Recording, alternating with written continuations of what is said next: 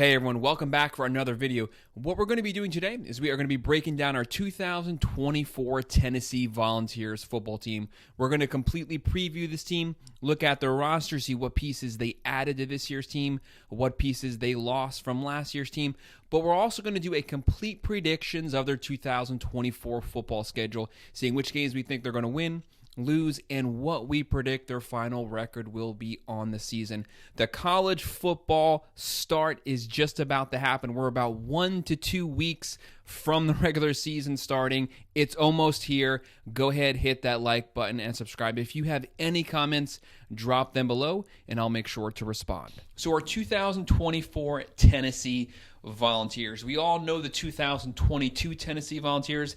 That was an awesome team. They were fun to watch. They beat Bama. They were lighting it up production-wise on offense.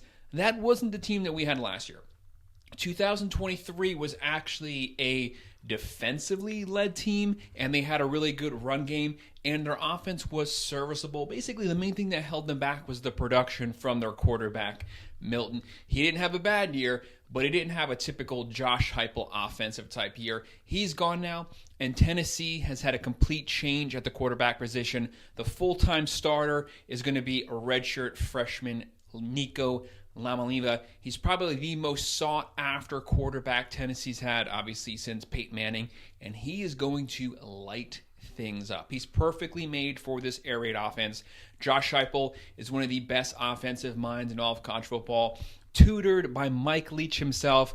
They're going to run the air raid, but they're also not afraid to run the ball downhill, and they have a lot of production. Obviously, Nico, he's going to be the main guy. He's potentially a Heisman-type candidate for this year. He's going to light it up throwing the ball, and they're loaded. Their wide receiver core is probably one of the deeper ones in the country. They have McCoy, they have Squirrel White back, they have Thornton Jr., Matthews, Staley, Brazil II, they have the tight end Stays. They have a lot of weapons to get the ball to. Nico, he just has to sit back there, mature.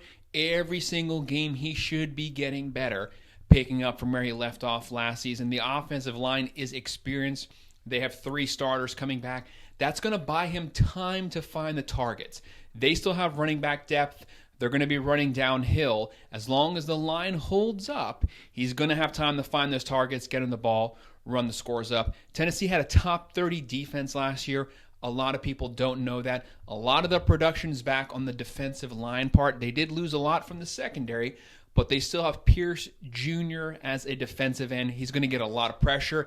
They go downhill. They get sacks. They get tackles for a loss. As long as they can put pressure on opposing quarterbacks, it's going to buy the secondary some time to get used to the new scheme since they have a lot of transfers back there. But that's a preview of the roster. Let's go ahead and take a look at this 2024 schedule. So they kick things off Saturday, August 31st versus Chattanooga. That's your typical cupcake game, first game of the season. Nico, this is his first game starting this season. There's going to be a lot of pressure. They have a cupcake game, run things up. It's going to be a blowout. They're going to win this one 60-10, and they're 1-0. After that, Saturday, September 7th versus NC State. You have NC State coming to town. NC State's actually not a team that you want to look over. They always have a physical defense. They can always run the ball. They're always pretty deep in the trenches. They actually have a serviceable offense, and they're going to be a top 25 team. They're going to play good defense. They're going to play sound offense. They're going to be top 25. So it's going to be a top 25 on top 25 matchup. Tennessee could actually easily lose this one. NC State is well coached. They're disciplined, but I'm going to go with the firepower of the Volunteers to be able to play on par with anyone offensively and run the scores up. I have Tennessee winning this one 34-27, and they're 2-0.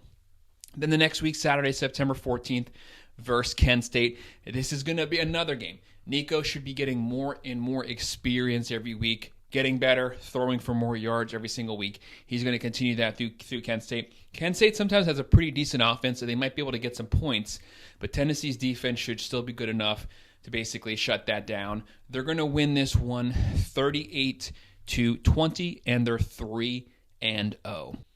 After that game on Saturday, September 21st, you are at Oklahoma. So you have to go to Norman, play the Sooners, one of the new teams in the SEC.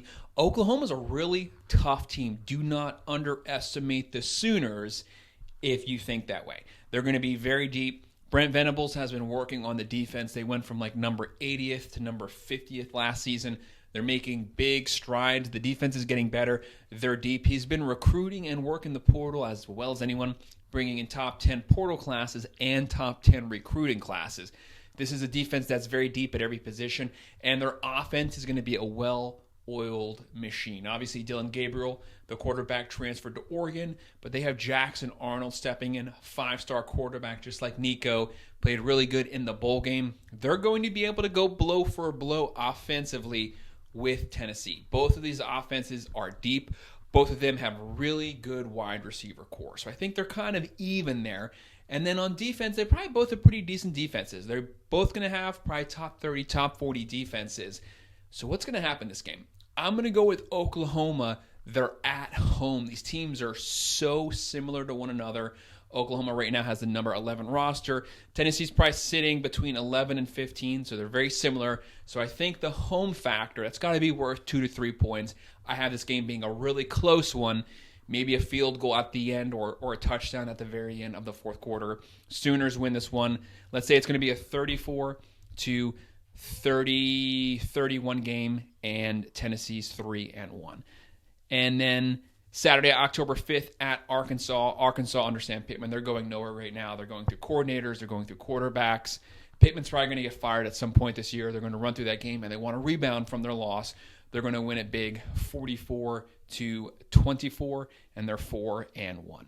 Then Saturday, October 12th versus Florida. Florida used to be the team they could not get off their back, but the tables have really turned. Billy Napier and the Gators, very talented roster, but the most difficult college football schedule I've ever seen. Tennessee's going to beat them. I'm going to say it's going to be a little closer because this is a rivalry, a 35-24 game. Tennessee's 5-1. The Saturday, October 19th versus Alabama. Obviously, with Nick Saban gone, you have Kalen Deboer stepping in, but they still have Milroe at quarterback. They have a top 3 roster in all of college football. They're going to have a really good offense under DeBoer. They have a lot of weapons. He's going to get the weapons of ball, and they're obviously still going to have a top 20 defense. I have Alabama getting the win, coming to Tennessee winning. If Tennessee won this game, I would not be surprised. Like I said, their offense will be able to compete with anyone, but I think Bama's really deep at every position. Bama wins it 30-24, and Tennessee is 5-2. And Saturday, November 2nd versus Kentucky. Kentucky's always pretty hard to play. They're very competitive. They're very deep. They're a very physical team. Stoops always has them well coached on the defensive side. They've been able to run the ball for the last few years. They have a new quarterback coming in, and they're going to try to air it out a lot more. But obviously, they're not going to have the firepower to compete with Tennessee. They're going to win this one 32-20, and Tennessee is 6-2. And Saturday, November 9th versus Mississippi State. This is the Jeff Lebby Mississippi State. Massive talent gap here. He's building the team, but having to completely retool the roster. Tennessee's going to win this one 40-20, and they're 7-2. Saturday, November 16th at Georgia. Tennessee going to Athens to play what's probably going to be the number 1 or 2 team in the country, a top 2 roster in all football. Carson Beck is back. They're going to be deep. They're going to be able to air it out. They're going to be able to run it. They're going to have a top 5, top 10 defense. I'm going to give the edge to Georgia, but just like Bama, I think if it's a shootout, Tennessee can technically compete in a shootout with anyone. But I have Georgia winning this one 28-24. Tennessee is 7-3. Saturday, November 23rd versus UTEP. I have them rebounding, getting a big win here, running the score up 45-17, and they're 8-3. Finishing the season Saturday, November 30th at Vanderbilt. They're going to run through Vanderbilt. Vanderbilt has no home field advantage. They're going to win it big 42-21. Tennessee finishes the regular season 9-3. Don't scoff at that. That's a really good year with a first-year full-time starting quarterback. Nico has a bright future. He's a redshirt freshman. Next year, this team gets 10 or 11 wins. They continue to build from here. Josh Heupel knows what he's doing. 9-3 for Tennessee. Go ahead, hit that like button and subscribe. If you have any comments, drop them below, and I will respond. Thanks.